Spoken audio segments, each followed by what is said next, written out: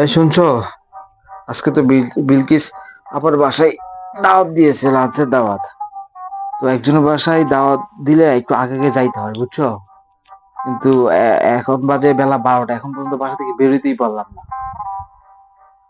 আরে, আপা দেখা যাচ্ছে একটা রান্নার ভিডিও আপলোড করেছে। দেখি মনে হয় আজকে কি কি রান্না বান্না করতেছে সেই ভিডিওগুলা। নিজের একটা সংসার করতে একটা মেয়ের হোক, নিজের সংসারের মতো শান্তি আর কোথাও নাই। বাচ্চা পটি করলো যেখানে সেখানে ক্লিন করা যায়। আমি সিঙ্কের মধ্যেই পটি ক্লিন করতে বেশি পছন্দ করি, কারণ এই কলটা উঁচু আছে, বাচ্চার গায়ে লাগে না, পানি পড়তেও আরাম হয়। আমি দোয়া করি প্রত্যেকটা মেয়ের একটা আলাদা সংসার হোক।